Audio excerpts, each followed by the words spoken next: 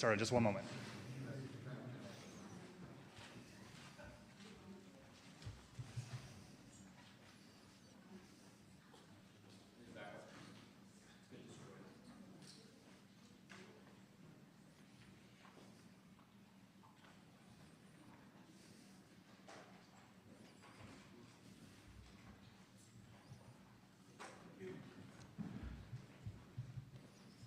Okay. Good afternoon, everyone, and welcome to the National Press Club, the place where news happens. I'm Kerry O'Reilly, co-vice chair of the Press Club's Events Committee, and I'm also senior managing editor at Sightline Media Group, publisher of Defense News and Military Times. We're delighted today to welcome India's main opposition leader, Rahul Gandhi, who heads the Indian National Congress Party. In March, a court in India's Gujarat state sentenced Mr. Gandhi to 2 years in prison for defaming Prime Minister Narendra Modi. While he was granted bail and remains free on appeal, India's parliament expelled him from the legislature where he had served for 19 years. The defamation case stemmed from a 2019 campaign speech in which Mr. Gandhi referenced the Prime Minister's surname, Modi, in connection with two high-profile criminals with the same last name. How come all these thieves have Modi as their common name? He asked. A legislator from the Prime Minister's party, also with the last name Modi, sued. The Gandhi family name is synonymous with a political dynasty that has produced 3 prime ministers so far. Rahul Gandhi is the son and grandson and great-grandson of legendary politicians. Both his father, Rajiv Gandhi, and his grandmother, Indira Gandhi, were assassinated. Their party, the Indian National Congress, ruled India for most of the years since the country's independence. But the once unshakable Gandhi dynasty may have met its match in Mr. Modi, who crushed the traditional ruling party in a 2019 landslide. Mr. Gandhi will challenge Mr. Modi again when elections are held in 2024. Many people in India and around the world have voiced concern about Mr. Modi's consolidation of power in the world's largest democracy. Mr. Gandhi has emerged as one of Mr. Modi's fiercest critics, accusing him of using the power of his government to silence opposition candidates, journalists, and organizations such as Amnesty International and Oxfam. Yet Prime Minister Modi appears poised to win a 3rd term. Morning Consult's Global Leader Approval Rating Tracker ranks Mr. Modi as the world's most popular leader. Data collected the week of May 17th shows him with a 77% approval rating. By comparison, President Joe Biden clocks in at 41%. Today, we welcome the opportunity to hear from Mr. Gandhi's perspectives on the state of India's democracy. Please join me in giving a warm National Press Club welcome to Mr. Rahul Gandhi.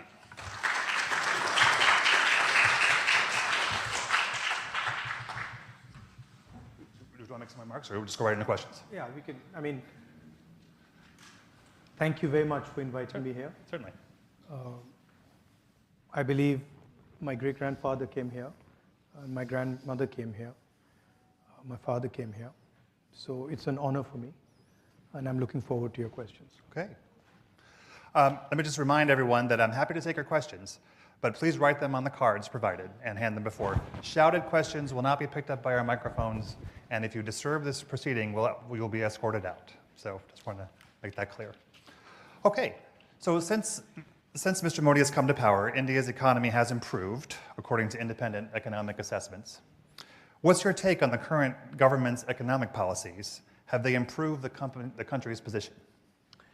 I mean, what we see on the ground is massive unemployment and dramatic increase in prices.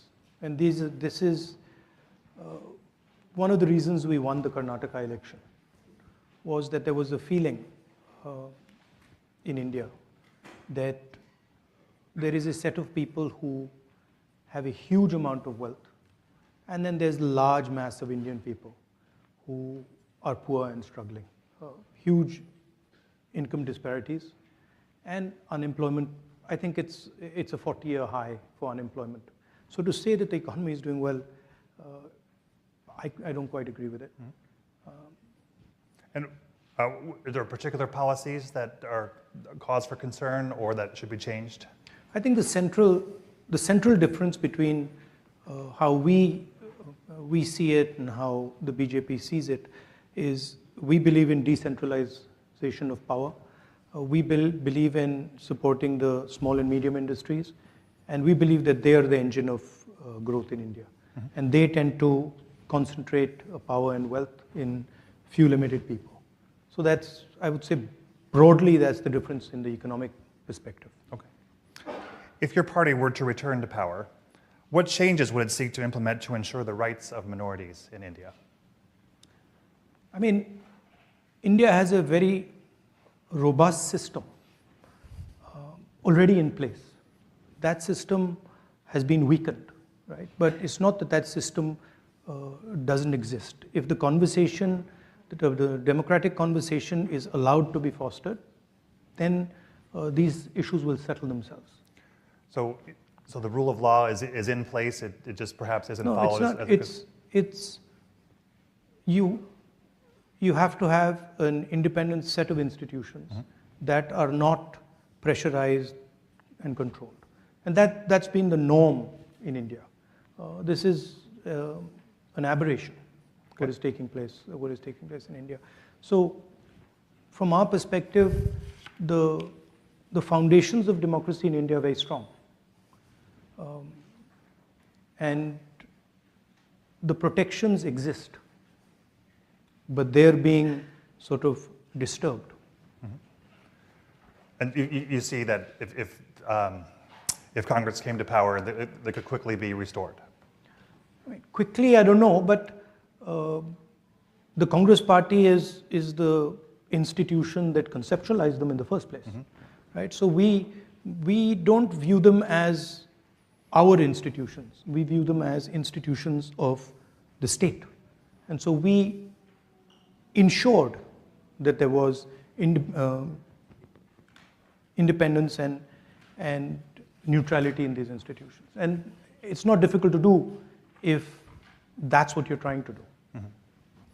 Let me ask you about, well, again, welcome to the Press Club, and let me ask you about press freedom, very important issue for us all. I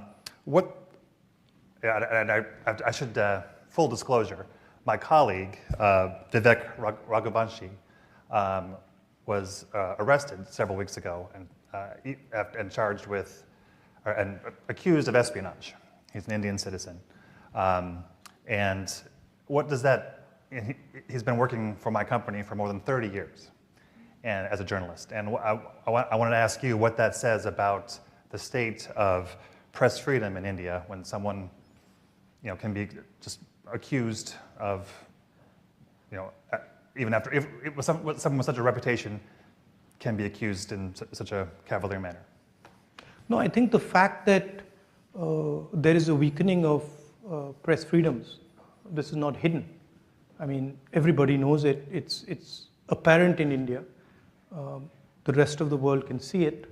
And I think press freedom is very, very critical for a democracy. I mean, one should be open to criticism, and one should listen to criticism. I mean, that's the feedback loop that builds democracies. And definitely, there is a weakening of press freedom. I mean, and it's not just press freedom. It's on multiple axes. On multiple axes, there is a clampdown on the institutional framework that allowed India to talk, that allowed the Indian people to negotiate. I view India as a negotiation between its people, between different languages, different cultures, different histories. Mm-hmm. And the architecture that Mahatma Gandhi set up was to allow that negotiation to be carried out fairly and freely.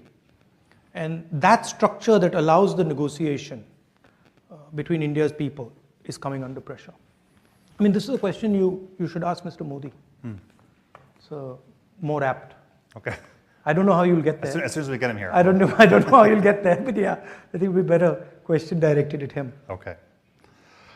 What are your concerns with regard to the use of the citizenship law to expel Muslim Indians who have lived in India for generations?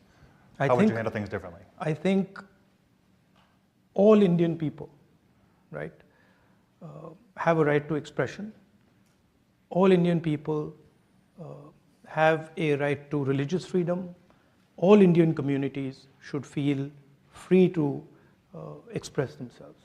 So I don't differentiate between any community, any caste. I think India, as I mentioned just now, is a conversation, and the freer and more open that conversation, the more powerful India becomes. Okay. You have said that Modi's BJP engages in the politics of hatred and violence. Can you explain what you mean by this? I mean, it's explained in the sentence, right? They sort of generate a certain amount of hatred in society. They polarize society, and they're not inclusive. They don't embrace everybody, and they divide society. That's yeah, and that's damaging in my view to India, because India has always had a tradition of conversation, of openness. All our great leaders, spiritual, political, Mahatma Gandhi, Buddha, all of them promoted harmony, promoted peace, promoted conversation. So it's in our culture, it's in our history to sort of bring people together and have these dialogues. So that's, I think it's a difference in ideology between us and the BJP. Mm-hmm. We feel India should be allowed to express itself, and we feel that political leaders should be comfortable in sort of being questioned,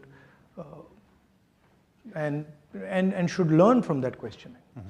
So, I mean, it's just a difference in viewpoint. For such a divisive figure, Modi maintains very high levels, in fact, worldwide high levels of popularity. Why do you think that's the case? Why do so many Indians support the Modi government? I mean, there is a definite capture of the institutions of the country. There's a definite capture of the press in the country. I'm not convinced that, I don't believe everything I hear.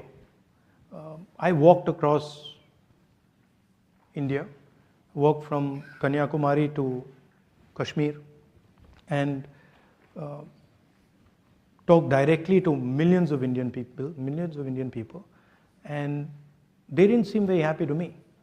And they were very clear that there were serious issues with regards to unemployment. There was massive price rise. So there was an angst in the people. Now, and look at the Karnataka election, and wait and watch the next 3 or 4 state elections. Mm-hmm. That I think is a better indicator of what's going to happen. You're here in Washington. Washington has a cozing up, if you will, to the Modi government. Do you feel like this is a mistake? Do you feel like this is not the U.S. should pursue? Who am I to advise? Policies? Who am I to advise Washington on what they want to do? Mm-hmm. You know? I mean, it's their choice. They have to decide about these things. It's pretty clear from our perspective where we've got to go. There are certain values that we protect, and we're very serious about protecting those values. As I said, the conversation between the people of India, the idea that all Indians should have space, equal expression. These are things that for us are non-negotiable, and we fight for them, and we pay the price. Mm-hmm. I have a comment from the audience here. What is your reaction to Prime Minister Modi's statement that not an inch of land has been lost to the border with China? And can you talk about India's relationship with China and how it's changing? I mean, the fact of the matter is China is occupying our territory. It's an accepted fact. I think 1,500 square kilometers, land the size of Delhi, is occupied by them, and I think it's absolutely unacceptable. Prime Minister seems to believe otherwise. I don't know. I mean, maybe he knows something we don't know. I'm going to ask about Kashmir. India is positioning Kashmir as a tourist destination, while certain populations are persecuted. Do you see this as the path to prosperity for that region? No, I think everybody in India has a democratic right. Every single person in India should be allowed to be part of the conversation. I think there are things that can be improved in Jammu and Kashmir with regards to that conversation, and we are committed to improving the conversation, the democratic conversation in Jammu and Kashmir. It says you talked about secularism and democracy while opposing the Hindu party BJP. However, Congress in Kerala has been in alliance with the Muslim party, Muslim League in Kerala, the state from which you were MP for more than, the state you are the MP for more than 70 years. Muslim League is a completely secular party. Right. There's nothing non-secular about the Muslim League. Questions are a little disjointed. Sorry about that. I think the person hasn't studied the Muslim League. Back to politics. How united is the opposition in India, and why isn't Congress supporting Kejriwal on the ordinance issue? Well, that's an internal discussion we are having. The opposition is pretty well united, and I think it's getting more and more united. We are having conversations with all the opposition, and I think quite a lot of good work is happening there. Okay. Yeah. It's a complicated discussion because there are spaces where we are competing also with the opposition. Mm-hmm. So it's a little bit of give and take is required, but I'm confident that will happen. Okay. So given the electoral strength of the BJP, would Congress now be willing to consider being part of a coalition government that it does not lead? Well, these are questions that need to be asked to the Congress president because he's the decision maker. I think the Congress party will do very well in the next election. Mm-hmm. I think it'll surprise people because I think there is a hidden undercurrent building, and I think will surprise people. And I'm not entirely convinced about this idea that Mr. Narendra Modi is going to win the 24 elections. I think it's not as simple as people make out. If you just do the math, a united opposition will defeat the BJP on its own, mm-hmm. without any, electoral math. What can the international community, what role is there for the international community in to prevent a slide towards authoritarianism? It's our job, right? It's our business, and it's our work to fight the battle for democracy in India. Mm-hmm. And it's something that we understand, we accept, and we do. But the thing to remember is that Indian democracy is a global public good because India is large enough that a collapse in democracy in India will have an impact on the world. So that's for you to think about how much you value Indian democracy. But for us, it's an internal matter, and it's a fight that we are committed to, and we're going to win. President Biden will host Prime Minister Modi for an official state visit later this month. The White House said in a statement the visit will strengthen both countries' shared commitment to a free, open, prosperous, and secure Indo-Pacific, and deepen strategic partnerships in defense, clean energy, and space. What impact do you see the visit having? Let's see what happens. Let's see what happens in the visit. I think let the Prime Minister come here and let the visit take place, and then let's see. I don't want to sort of prejudge this. Mm-hmm, mm-hmm. Yeah, but I do think the relationship between India and the United States is very, very important. I think it's also important that we broad-base the relationship. It's important to have a defense relationship, but I think we need to also consider other areas. and we need to have a vision for other spaces other than defense. Do you see India as a center between Russia and China and U.S. interests? Do you see it benefiting from the interplay of these countries, or do you see it taking almost a leadership role in the Indo-Pacific in terms of economic issues? Or look, India has to do what's in its self-interest, right? And that's what will guide us. But as a people, we are committed to a democratic vision.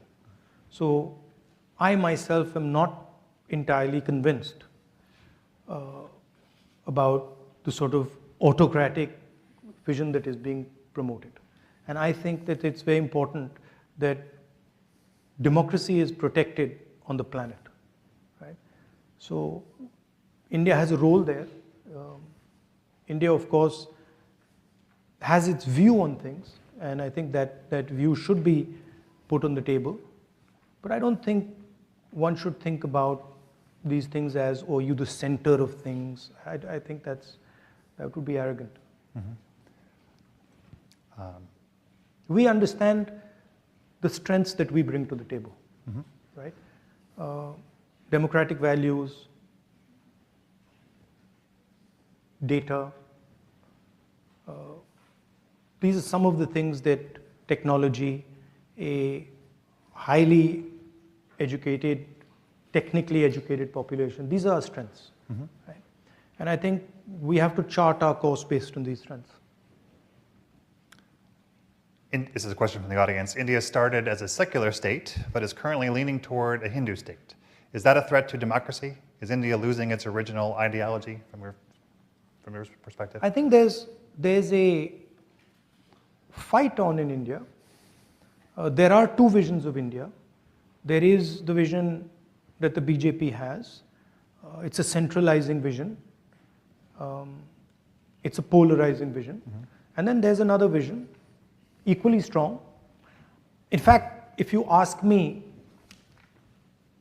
much stronger, but not expressing itself that effectively right now, which is a decentralized view, an embracing vision, a sensitive, compassionate vision. And I'm absolutely convinced that this is a transitional phase, and the true nature of India, the true democratic nature of India, compassionate nature of India will triumph.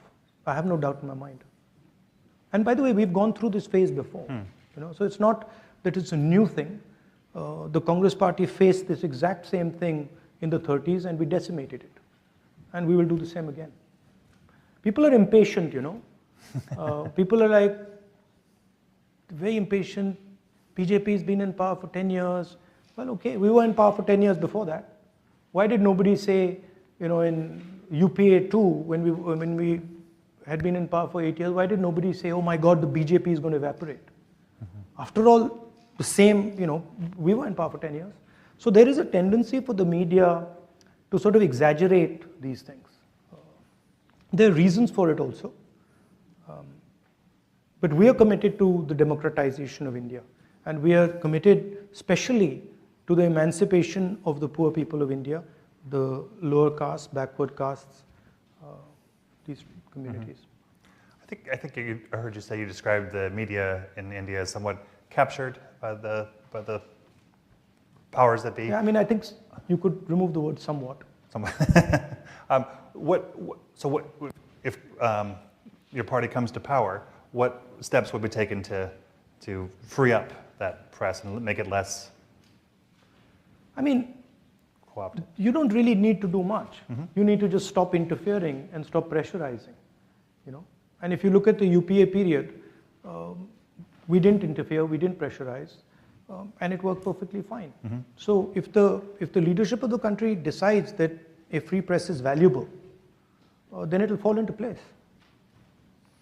Got a question for you on Bangladesh here. How do you view Bangladesh's situation as the country struggles for democracy, voting rights, freedom of expression, and human rights?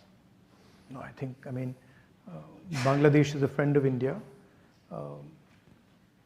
But, it's for Bangladesh to decide these things. It's not my place to tell Bangladesh how they should live their life. Okay. Let's see. It says, this is a question from the audience. In 9 years of BJP rule, India has become, has a 3.5 trillion rupee or dollar economy. India is one of the most, and yet India is one of the most impoverished countries. So how do you see India addressing its many problems? You know, given the challenges of democracy, given the challenges of the divisive rule of what's the way forward in terms of specifically addressing poverty? I mean, you know, the 3.5 trillion, India has a particular growth rate. Mm-hmm. So that's just a natural consequence of that growth rate. The question is, how is the wealth of India distributed? Is India creating jobs? Are Indian people feeling that they can express themselves? Are they happy? Is there general tranquility in the country? Congress Party has a record for doing this. I mean, it's not, I mean, we've done it for many, many years. I think a good model is to let the people of India get to work, let them do what they're best at doing, and not to sort of, you know, pressurize them and threaten them and do that. There's a historical record for this, you know. I mean, after all, India did extremely well in the early 2000s. Mm-hmm. What do you see as the main drivers of... There's a cost. You see, there's also something that people don't realize is that there's a massive economic cost to this disharmony, mm-hmm. right? To this what are the other costs that you're creating? Mm-hmm. Those are not being factored in, right? We had better economic growth than the BJP, created more jobs than the BJP, and had complete harmony in the country. What do you see as the biggest drivers of the economy in the short term, in the years ahead, in the coming years? I think what the BJP's policies have done, particularly demonetization and what we consider to be a flawed GST, they have weakened the small and medium businesses in India. And we believe that the small and medium businesses are actually the backbone of economic activity in India. If you want to create jobs, if you want to have a 21st century economy, you have to empower these people, mm-hmm. and turn them from being small and medium businesses to large businesses. So in our mind, it's taking these businesses and scaling them up and having hundreds, if not thousands, of these businesses become large businesses.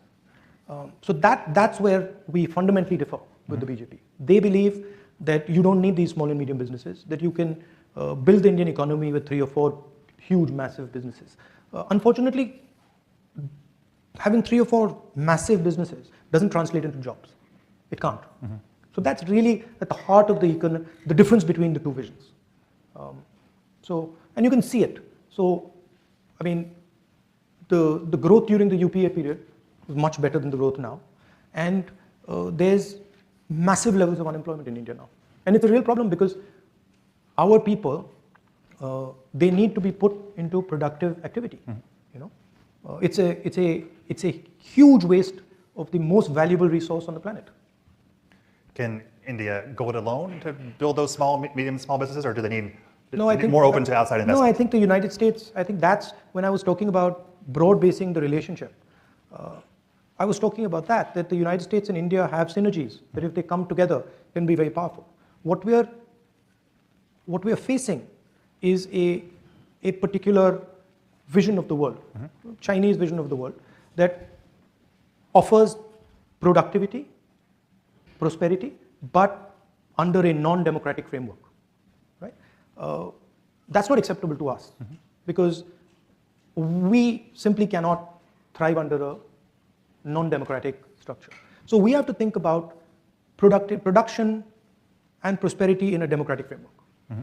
And I think that's where the bridge between India and the United States can play a very important role for us, for you, and I think also for the planet, to show the rest of the world that production, manufacturing in a democratic environment is possible and can actually be competitive with the Chinese model.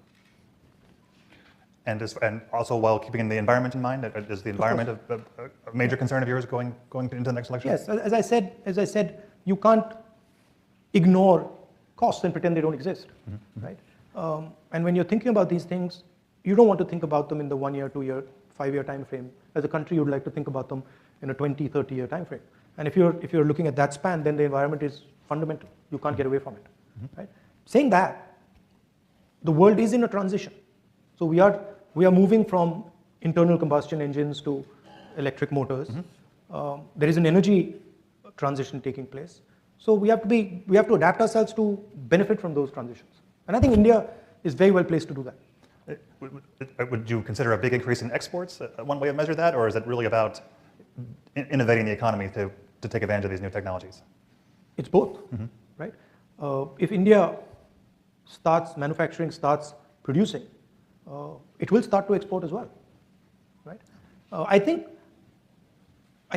there is an opportunity for India to successfully compete with the Chinese on manufacturing. We might not end up doing it the way they do it. So we might not end up having huge factories. We might end up having smaller factories with high technology embedded in them. So the system will probably look different, but the end result would be similar. That we would compete with China, and you would see made in China, and you would see made in India. Can you do it without more Chinese investment? Is there enough money coming in from elsewhere? Yeah, no, that's where the India-US relationship should be looking. I mean, that to me is what the conversation should be about. How do we build this alternative production system, alternative manufacturing system? And I think there's a lot of interesting things there because of our size, because of data, because of our technological capabilities, your technological capabilities. So I think the strengthening of the bridge between the United States and India and the widening it, taking it from a 2-lane highway to a 10, 15, 20-lane highway is how I think about it. Does the U.S. Tendency to flirt with the debt ceiling and so on give you pause as far as partnering with America in the long term? Things, there are always stumbling blocks. There are always relationships like that between the United States and India. They will move very fast and they'll slow down. They'll move very fast. But as long as the progression is in the right direction and you're focusing on the right things, I think you'll end up resolving the problems. A couple more questions from the audience here. If you believe the BJP pushes hard propaganda, how do you tackle the government messaging heading into 2024? Well, we had been struggling with this for some time, and we came across this very simple idea, which was to walk from Kanyakumari to Kashmir, and it was shocking at how effective that idea was. I was just frankly blown away, because when we went directly to the people, no amount of force worked. I mean, the BJP was trying everything they could to not allow the yatra to be successful. It didn't work. So it was very interesting. I think all this propaganda doesn't work if you go close to the people. If you're far from the people, it's very easy. But once you start going close to the people and you start having conversations, you start walking on the streets, you start physically meeting people, it doesn't work. It's quite a revelation to me. And I think it sort of made me understand what Mahatma Gandhi was doing with, the Champaran movement or the Dandi March. I think, as I was saying in Stanford yesterday, in the West and in India, there is a distance between the people and the political class. And I think that's where the propaganda comes into play. If you bridge that gap, it's very difficult. But can you get your message out with the media? We got the message out with the yatra in an explosive way. I mean, fantastic. So the people of India are hearing your message? Loud and clear. Yes. And I mean, it's obvious. It's obvious to every single person in India that the message of the yatra, India needs to stand united, India needs to work together, resonated with BJP people. Some days back, I was somewhere and I had one of the spokesmen of the BJP who just bumped into me, and she said that this was a very powerful thing that you did. All right. Why should religious minorities see your party as an alternative to the BJP's politics? Because it's not just religious minorities, it's everybody. Because we give space to all ideas in India, all communities, all religions. Our party is And the design of our party and our original designer, Mahatma Gandhi, designed the party to be based on truth and nonviolence, compassion, affection. So it's a completely different philosophical architecture than the BJP. Yeah. It's a different vision of India. It views India as a conversation. It views India as multiple ideas. It's a bit like, the melting pot idea in the United States, where everybody comes together and you have a conversation, and then you negotiate. So everybody's comfortable in it. Several related questions. Here's one. India has been a country of particular concern in the International Religious Freedom Report for several years, and it talks about the policies against Muslims and so on. What would your party do in power to heal or to bring the Muslims and other religious minorities together into the coalition, into the group? You just have to look at our record, right? Our record speaks for itself. We don't even have to say what we're going to do. Just look at what we've done, right? We're the ones, not we, but the Congress Party is the institution that united India in the first place. That fought the British, defeated the British, and built the entire architecture for this conversation. So it's in our DNA. We are committed to this. And as I said, the framework for this is present in India. It's not that it's absent. It's not that it needs to be constructed. It needs to be nurtured and protected, which we know how to do. This is another question from the audience. So the way you were disqualified from parliament and what is happening in Pakistan, do you see any similarities here, and what does that say about politics in the region? I don't know. I mean, look, as you said, I asked a rhetorical question. I asked the question, why, well, you described it. Right. I'm fighting a court case, so I have to be careful. But I asked a rhetorical question. And I'm the first person in India to be given the highest punishment for a defamation case. It's the first case, I'm the first person in Indian history since 1947, right? Nobody has been given the maximum sentence on defamation, and that too on the first offense, right? So that should explain what's going on to you.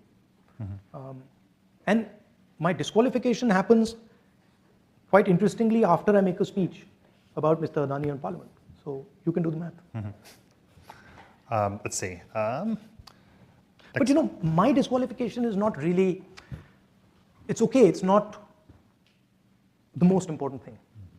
The most important thing is the thousands and thousands of other voices, civil society, government, bureaucracy, who are being frightened into submission.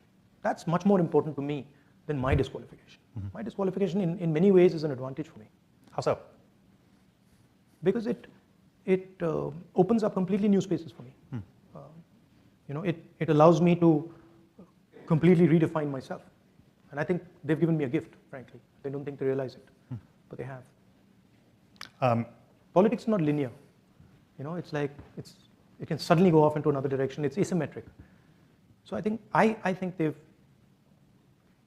given me a gift. It's not apparent right now, but I think they have. So you come from a political family. The Gandhis have been compared to the Kennedy family here in the US, both in terms of the highest heights and unfortunate assassinations. What keeps you going? What keeps you involved in politics despite what can be great risks? I defend an idea. I love the people of my country. In particular, the people who are struggling. I have a bias towards them. And I completely empathize with their struggle. It disturbs me when I see the pain in India. And I have no choice, because that creates a response, emotional response in me that I can't fight.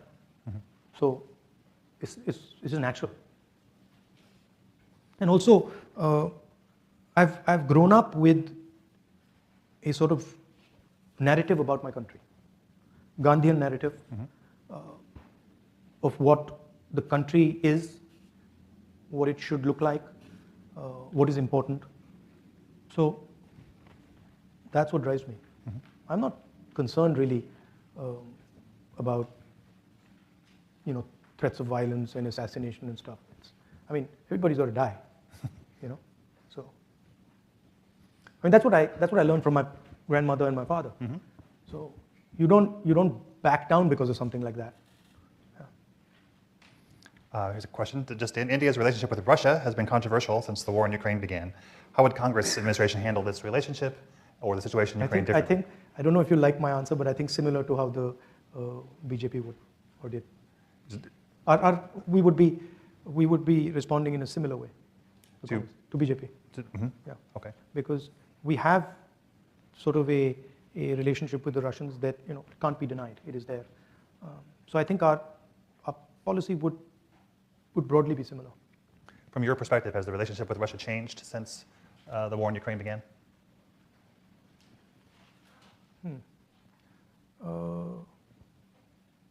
I think in some ways it might have. Yeah, I think it might have changed in some ways. But there is a old historic relationship with the Russians, and we buy weapons from them. So there are also those type of reasons for this. Mm-hmm. Yeah. But I don't think a Congress government would be dramatically different than what the BJP is doing right now in terms of Russia. Got time for a couple more questions. Let's see. You've asked a lot, huh? You've got through a lot. There's a lot of interest here in you, sir. You compared, so I'm going to butcher these names, please forgive me. You have compared with Guru Nanak Udasis driving your speech in San Francisco while the SGPC has raised questions on your statement. What would you say to your, do you know what this is referring to? I'm sorry. I promised you I'd ask, so. No, I don't know. What is Udasis? As you compared with Guru Nanak's Bharat Jodo Yatra and SGPC raised questions. Okay. So. Sorry, thank you. I'll explain it. So I said that the tradition of a yatra or a walk is a very deep tradition in India. And I said that many great people have used this instrument of a walk. Mahatma Gandhi has used it. Guru Nanak has used it. And as an instrument of conversation and as an instrument of understanding. So I think they're saying that, I shouldn't compare the Bharat Jodo Yatra to walks that Guru Nanak and Mahatma Gandhi took, but I wasn't doing that. I clearly said that, look, I draw inspiration from these great leaders and what they did, and there's no question of comparing this walk to their walk, but I think they misunderstood it. I see. Yeah. What is your message to the Indian people as to why they should support Congress in the next election? Is it about economic achievement? Is it about tolerance? I said in my yatra, I'd say it in Hindi, nafrat ke bazaar mein mohabbat ki dukaan kholo. Do you speak Hindi? I wish I did. So nafrat ke bazaar mein mohabbat ki dukaan kholo. In a market of hatred, open a little shop of love and affection. So I believe that India needs to be in harmony.